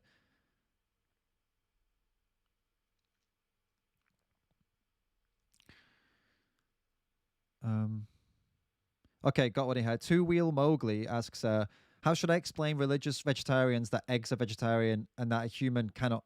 How should I explain to religious that eggs aren't vegetarian, I guess, and that a human cannot live without killing living beings? We can only live without exploiting them. Milk is murder. I don't get it. If you're talking about how to convince a religious vegetarian that they shouldn't be consuming milk, you just got to ask a few searching questions about the reasons they consume, what are they consuming milk for? Like, what are the reasons they're consuming milk? Because they think it's like the religion says they can. All right, but the religions doesn't say they have to. So, okay, you're choosing to. So what is the reason you're consuming it? Well, I think it's for health reasons. All right. Well, then you explain, that they don't need it for health reasons. You explain what happens to the cows. You explain the process and how these animals are not here to be enslaved by humans. They're not here to be kept in captivity and used for things that come out of them to make us happy. And we don't need to do it. So, regardless of whether a religion says to do it, that they can do it or not, no religion says that they have to.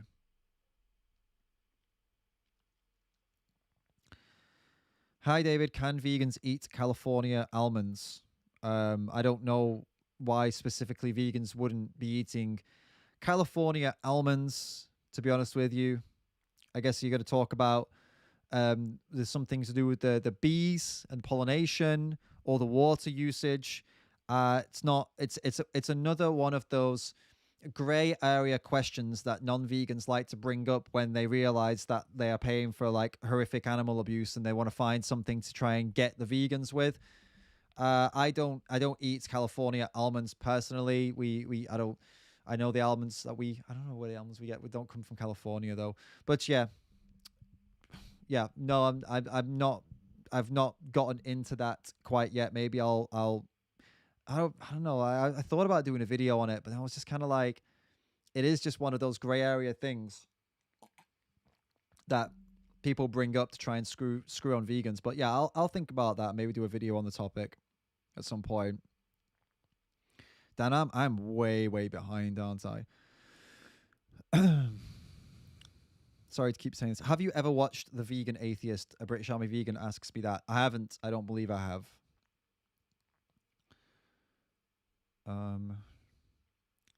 Oiva asks, have you ever heard of the tragedy of Dart Plagueis the Wise? I haven't heard of that. I haven't.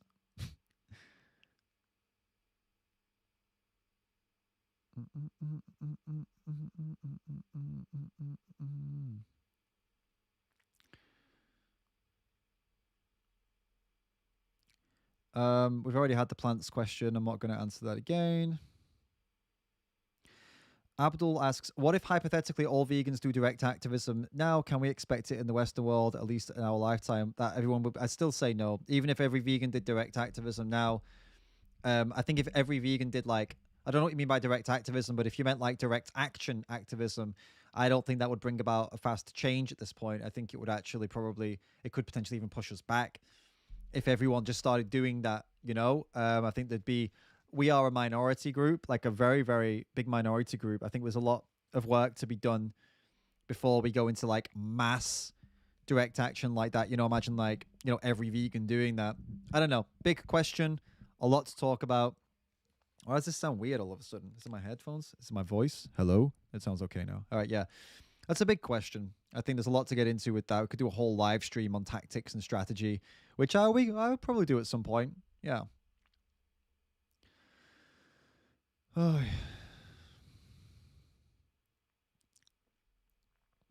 So this person, this Chima person, comes along and trolls a little bit, but this is not a troll comment, so I'll read it out. But it says, I'm going to be real here, and no hate, but for the world to go vegan, the general public would want all human problems to be solved first. No, that's not true whatsoever. This is down to what I was saying earlier. You can try to be solving human problems whilst not paying for animal problems. It literally means, it doesn't mean you have to say, oh, come outside and fight for the animals with us. Going vegan just means you go to the supermarket, right? You're a human rights activist. Chima, let's imagine you're a human rights activist and you're like, I'm a fucking human rights activist, right? So at the moment, I go to the supermarket and I buy food. And all that going vegan means is you buy the fucking vegan food. That's it. And you buy the vegan products. You buy the vegan, you know, non-animal clothing. You buy the vegan versions of things or the non-animal versions of things. It's not like you suddenly become an animal rights activist and now you can't do human rights activism. You just simply change the things that you buy. It's that simple. So no, that's not true at all. I've got the Mario song in my head.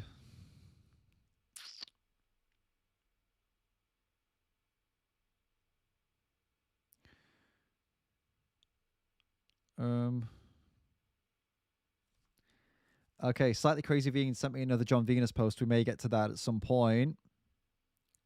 I will keep that in mind. I'm just going to keep going with any questions. Eco-friendly vegan geek is asking, will I answer super personal questions? Depends on how personal the question is. We'll just have to see.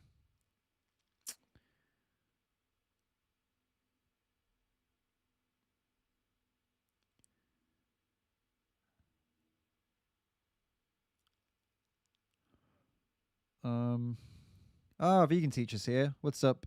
What's up, Miss Katie? Talking about Sam Harris. Yeah, I'm way behind, guys. I'm catching up. I'm catching up now. Oh, stop it. It bloody jumps. And then I'm like, okay, wait. God damn. Oh, yeah, I'm almost there, guys. I'm almost up to scratch now. Do you think all animals should be protected under the law? If so, what would it look like? Would they be similar to the ones in place for cats and dogs today? Yeah, I guess so. I guess it would be similar to that. It would be great if they had animal abuse laws that we have in place in the West for cats and dogs. If they had that in place for all of the animals, like the same, that you can't, you can't do this to them. You can't, I'm pretty sure it's illegal to kill and eat dogs in the UK. Then yeah, it would be great if the similar laws were in place for animals, all animals. Fred asks, how many tattoos do you have about veganism? Just one. It's just that one. It's just a V, like a. It's not. My face is like it's stuck on my face. So I'll put it where my face is. There you go. The focus is stuck on my face. But yeah, exactly. The vegan teacher's asking, are you suffering from dystopia, the anguish of being vegan in a non-vegan world? No, I'm quite good. I'm quite good at switching off my vegan lens, actually, the vegan glasses, let's say. I'm quite good at taking them off when I'm out and about in the world. I don't really feel a lot of anguish. I feel passion to do something when I see, when I'm in the supermarkets and but I don't get overwhelmed, and I don't feel the overwhelming sense of dread and anguish. I have had it, but I'm better now with it, and I feel more motivated and focused to push forward now. So I wouldn't say I am suffering. I wouldn't say I'm suffering from dystopia, but I understand why people do, and I have in the past.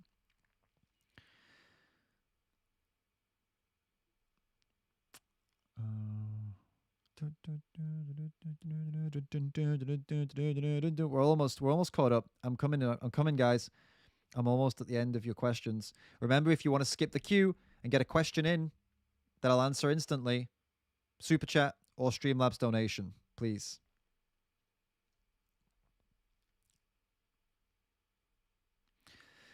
Chandan's asking, how do you earn money? I don't earn a lot, to be clear with you. Yeah, for those of that wonder, like, how am I doing this?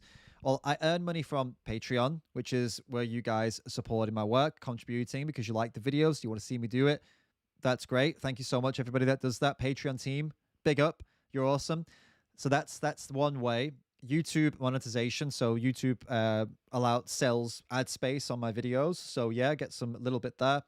And the super chats and the Streamlabs donations come in as well.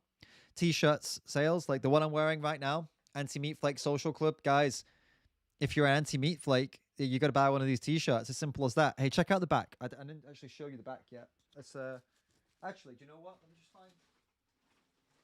Where's the other one? There we go. I got what I can show you the back of. So check it out. The back looks like this. Ugh. So this is like, Anti-Meat Flake Social Club. And at the bottom says Go Vegan. And yeah, on the front, we've got the Anti-Meat Flake Social Club on the front as well. Oh, we're out of focus. Hey, come here. Focus on my face. There we go. And you got the front there. So yeah, guys, pick one of these up. If you're an Anti-Meat Flake, this is how you got to do it. And you help me, make some fucking money so I can keep doing this. we got bills to pay. We got to put food on the table somehow. But yeah, these are the ways that I'm earning money. And fortunately, you guys there's more and more of you joining this team, Patreon team, and also the subscriber team. And just, yeah, so we're growing, and I'm hoping that eventually, I'm hoping soon that we'll get this to a point where it will be sustainable for a long term, so I can do this, as like a real job. Like right now, it's a real job, right? But it's not paying as much as a real job should, to be totally honest with you. I put in the work. I don't think I'm definitely not earning what the minimum would be for me to be able to do this full time, if that makes sense. I'm in a position right now where I can do this because I don't have too many outgoings, but that's going to end soon. We're going to move. We're going to have to move to our own place soon, and then I'll have to make some important decisions. But I'm hoping by that point, this team will have grown, and channel will have grown, and this will be able to be like a real full-time job that I can sustain myself on, and pay rent and eat, and just the basics, right? Thank you to everybody who's already a part of this and supporting and making this possible. It's I really hope we can keep this going for us, indefinitely, for as long as possible. Okay.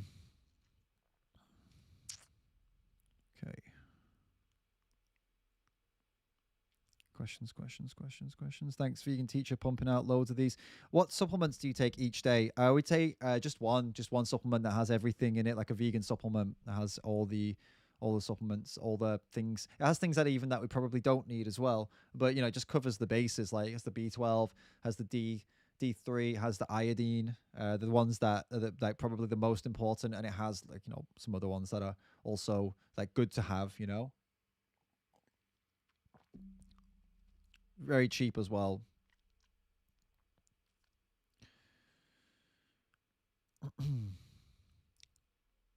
Stop skipping. Yeah, all right. Cool.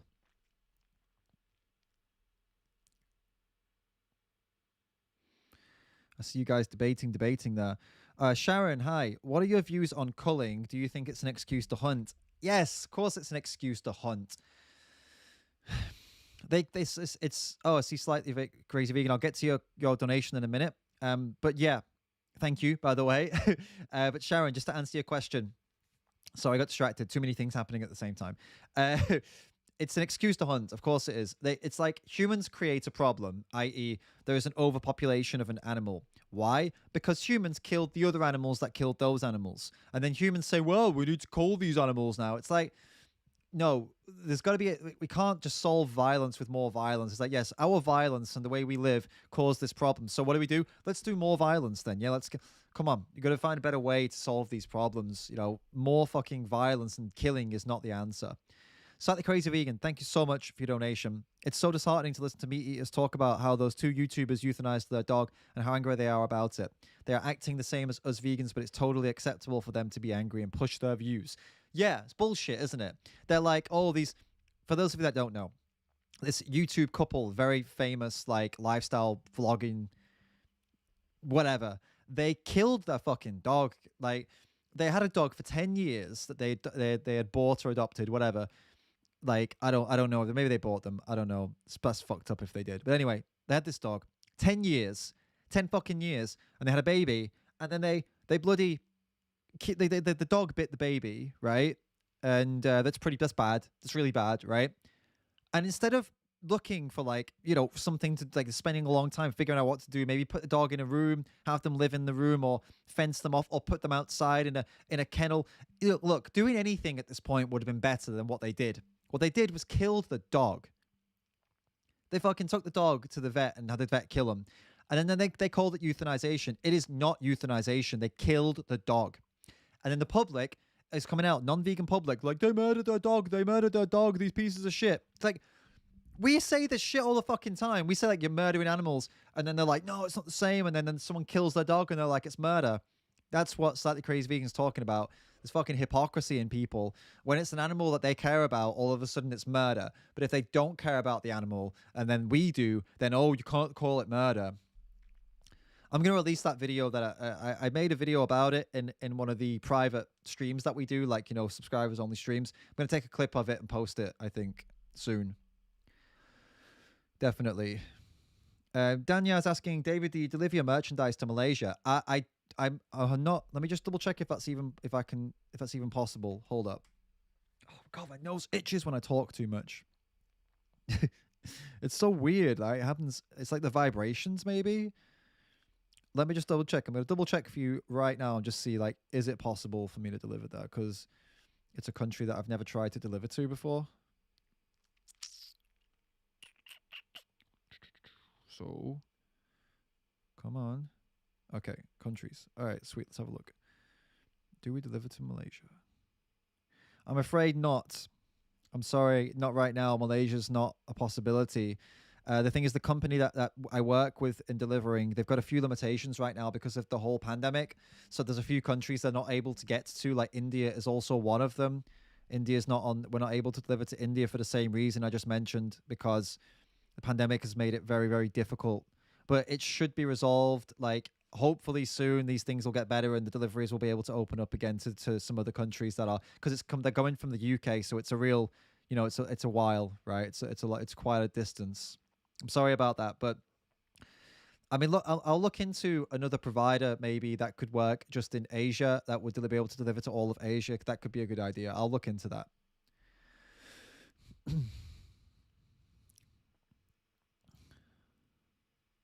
right.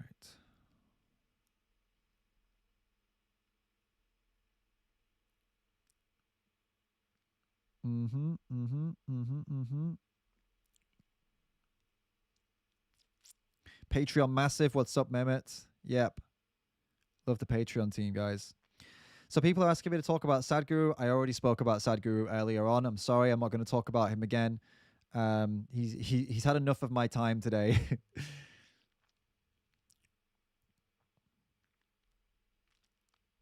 Mm-hmm. What do you think about be vegan? Now I was asking, what do you think about killing all the carnivores? Like I think Vegan Gains said, thought was a good idea. I don't think it's a good idea. I don't know what debate or conversation led to him making that point.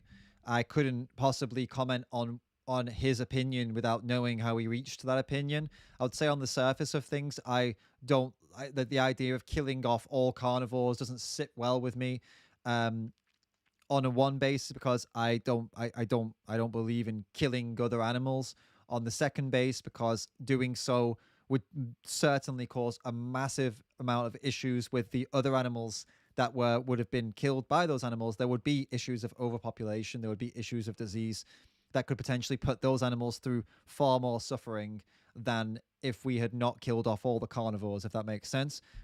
On the surface, that's what I think. I would have to get further into it. I would have to watch the video where Richard Vegan Gains got into that and see how he got there and see if I agree or disagree. But yeah, there you go. Thank you for the question.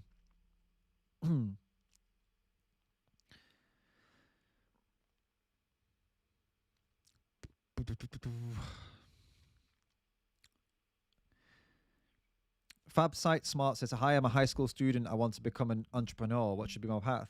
I don't know. I can't really tell you the answer to that. An entrepreneur. I mean, I think the best person for you to follow is Gary V. Go on Instagram, follow Gary V. He's your man. He's your entrepreneur leader. He'll like pump you to fuck up. I would say, from my understanding of what it takes to be an entrepreneur and to be someone like who gets good, you're a high school student, so you've got to do high school, right? So a certain amount of hours of your day are taken. A certain amount of hours of your day are also taken for family stuff. A certain amount is taken for food. A certain amount is taken for, things you've got to do, right?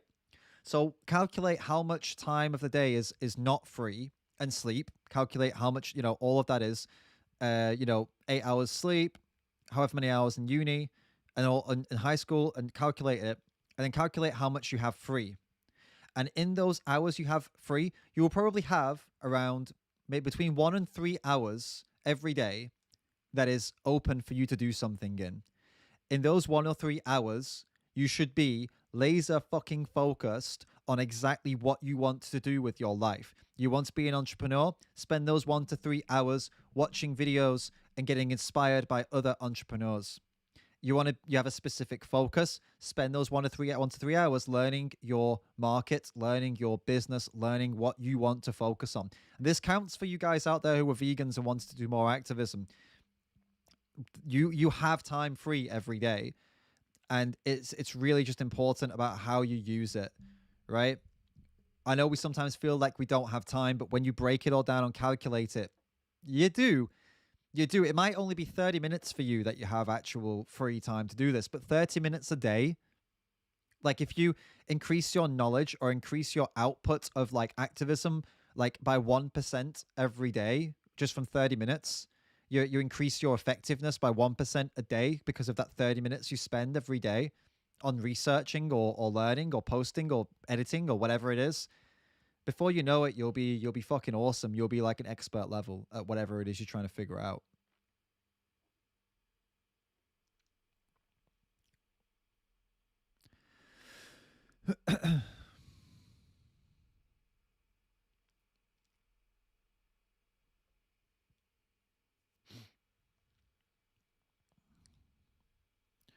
Do you have the t-shirt in other colors? This t-shirt, this one I'm wearing right now, it doesn't come in other colors, but I can do something about it. Lenora, what color would you like? Tell me what color you think it should be, and I'll see if I can do that for you. If you want to buy one, I can do a special, maybe have a new color up for like a specific limited time. So you tell me what color you think you would like or you think it would look good in, and I'll tell you if I could do it. Thank you, Miss Katie, that vegan teacher, for your support. Guys, if you don't know that vegan teacher already, get over to her channel and have a little look at what she's up to. She's very unapologetic, very no bullshit kind of. That's how she does things. It's good. It's definitely, it's raw. It's passionate. You'll take some inspiration from it. She deals with some really good topics. She calls out some really shitty people. So go over and check out the channel. Got any simple lunch ideas, like nice and easy meals? Hell yeah. So, what's my easiest? What's a good one? Really easy, quick lunch idea. Well, peanut butter sandwich. That's the quickest and easiest one. But no, we can do better than that. We can do better. I think we can do better than that. So I would say, but it has to be quick and easy, right? Pre-preparation works well. Like if you just make a shitload of rice and make a shitload of beans and bean chili and prepare it on a Sunday and then just have it in the fridge, you've got like 3 days of lunches right there. So like I like getting like chili rice in a wrap, but it requires pre-prep, you know? Like if you don't have time to make that right now, you have to make lunch right now. And it's like, oh, what's going to be done quickly? I would go for a sandwich. That's what I would go for. Peanut butter sandwich, peanut butter on toast. Bam, bam. Really easy and quick. But normally I'll have done some like pre-work, or if I knew that I was going to be busy at this time, then I would have made it the day before, right? Like back when I was in a full-time job, like I planned my week out like that, because otherwise you end up eating shit. You end up eating peanut butter sandwiches for every meal if you don't plan your meals out, right? And that's not like a specific vegan thing. That's just like if you don't plan your food properly, you'll end up eating shit. No matter whether you're a vegan or a non-vegan.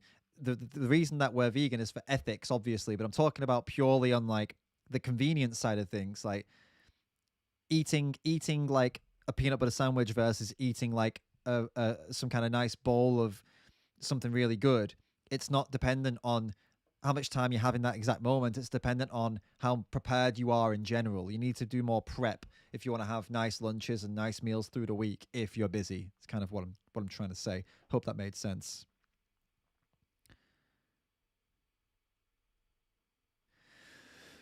How do you... Oh, it's skipped. Where has it gone? Amarthya asks, how do you think the captive elephants that are held in and used by temples all over India, there are laws that allow it only because they are classified captive? What do you think we can do about this? Yeah, it's really fucked. I know.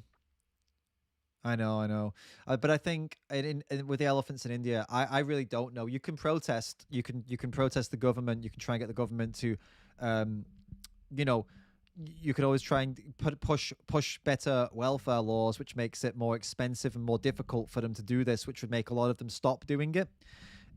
Pushing for like it to end is definitely a good thing, but if you don't think that that is a short-term goal that's achievable, then you could push for those better welfare regulations, which would make it more difficult for them to operate.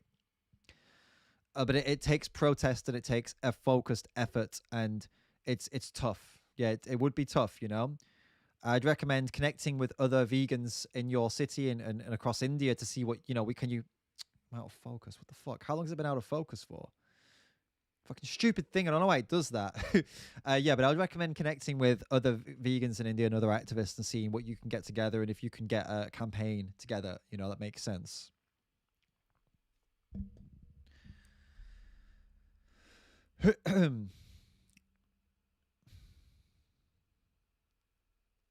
I think I've caught up now. Yeah, I'm up to the last question. So guys, listen, this has been wonderful. I've enjoyed answering your questions. I hope I can see pretty much all the questions I think I got to. Serenity's asking, how did you and Annie meet? Were you both vegan when you met? Yeah, I met Annie in Berlin in like an activist house kind of thing. Well, it wasn't an activist house. Basically, it sounds kind of like a cult when you say it like that. But no, there was an activist who lives in Berlin, and a lot of people were coming to Berlin for some events and stuff. So he said, hey, everyone can stay at my house. So yeah, it became an activist house. And I was one of the people coming to stay. And I met Annie there. And we were both vegan. Yeah, we we're both already animal rights activists. So yeah, that's it. That's the story.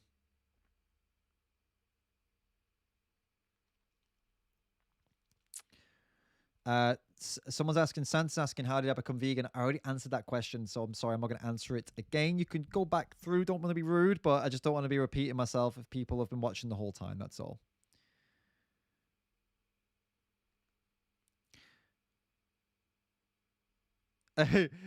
Julian's asking, sorry for this question, lol, but kill, fuck, or marry?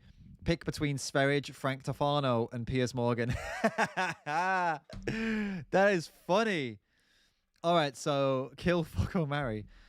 Sverige is gone, dead, and I would fuck would be Piers Morgan, and marry would be Frank Tofano. The reason being is that Piers Morgan is probably like possibly the worst person you'd ever want to be married to. Dude is a fucking constant, just reactive moron. Frank Tofano, yeah, he's an idiot. Obviously, I've watched some of his stuff and the things he says. Yeah, obviously he's a little bit out of his mind, but I don't know. I get the sense with him that he could one day be brought around and that he's not completely, you know, I don't know. I don't know. I just get this feeling that he's like, a lot of it's an act with him. Like a lot of what he's doing is an act to get more followers and get more views and stuff like that. Kind of like, I think it's the same for Isaac Butterfield. It's all about the views. It's all about being the most ridiculous version of yourself because that's what the people want. I think like he's got, whereas I think Piers is genuinely the way he is because he's a fucking piece of shit. And Sverige is, Sverige is Sverige. Like I don't think I need to explain why to kill him.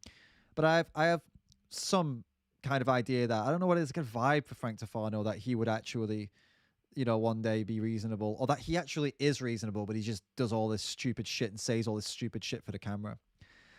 Luis, thank you so much for your donation. I created this site with a database of studies, questions, and answers to counter anti-vegan bullshit. You can also create polls and do a vegan quiz to check if you're really vegan. Curse, take it. I think you'll enjoy it. It's actualvegan.com. Ooh, that's interesting, isn't it? We can go take a look at it. Actualvegan.com. We can take a quick little look at it. We're pushing on for 2 hours now, but guys, yeah, check out this website, actualvegan.com. You can take a test to see if you're a real vegan. And there's polls as well. It's pretty cool. Who's your favorite male activist? Hey, guys, get on this and vote me. There I am. This is really cool, man. Yeah, nice website. I'll check it out a bit more later on, and I'll do some of the tests and stuff like that. And yeah, thank you for sharing that. Appreciate it. Righto. All right, guys. Listen, we're pushing for 2 hours now. So I am we're over 2 hours. It's been nice. It's been cool. It's been a lot longer than I wanted it to be. I thought we'd do 1 hour, but you had a shitload of questions. So this was really cool. Thank you, everybody, for coming. A few things to mention, a few things to keep you, I don't know, get excited about or whatever. I've got a talk. I'm doing a talk for a university, the University of Central London. They've invited me to do a talk to the Animal Rights Society about basically whether, can you fight for animal rights if you're not, vegan. Well, they said vegetarian, but obviously I'm going to talk about veganism, which is really cool. Very excited to do that. That will be, I'll send you all the link later on in the month. You can join. Everybody can come. It's free to join, so that's going to be cool. And yeah, we've got a lot of stuff coming this week. There'll be more videos. I've got more clips coming out from these live streams. Some little clips you could be able to share from the last live stream, which are really important. Got some cool projects coming up that are some funnier videos. Got a collaboration with Lifting Vegan Logic coming up as well. So that's pretty cool. So yeah, I'm excited, guys. There's one more question here asking about where was I invited to do a talk at the Vegan Camp Out. I wasn't invited to do a talk. If you would like me to do a talk, maybe you could message the Vegan Camp Out Instagram page and say, hey, I want to see David Rams do a talk. Invite him to a talk. Because I can't really invite myself and I can't ask them, hey, do you want me to come do a talk? But you can. So if you want to see me do a talk at the Camp Out, then ask them to book me. I don't charge, but ask them to book me to do a talk and I'll do a talk. But I should be going there anyway. If I'm doing a talk or not, I should be going as long as I can get there and I can get back safely because of, flying and passports and fucking vaccine passports and shit like that. So yeah, we'll see. But guys, thank you so much, everyone, for joining. And if you're not already, join the Patreon team. You can join for like minimum is $1 a month, which is not a lot, but yeah, this is what makes it possible for me to keep doing this and keep coming on here and doing more live streams, making more videos and doing more of this work. So join the Patreon team. You'll get access to exclusive content as well. There's some nice exclusive videos that my partner Annie has been making, stuff that will not be on YouTube. I'll make that clear. The stuff that's on Patreon will not be on YouTube. So it's like behind the scenes of how I film my videos, going out to animal sanctuaries, stuff that we're up to. So if you like that kind of stuff, you want to get a bit more personal stuff, then join the Patreon team and you can get access to all of that. Go on the website, davidrams.com, pick up one of these t-shirts. Oh, wait, where's the back gone now? Oh, whatever. Yeah, pick up one of these t-shirts, guys. If you're anti-meat flake, then, you know, be an anti-meat flake and join the anti-meat flake social club. Thanks again, and I will see you all in the next video. Have a great rest of your weekend, whether it be morning, afternoon, or evening. And see, I'm rambling, and see you in the next video, guys. Bye-bye.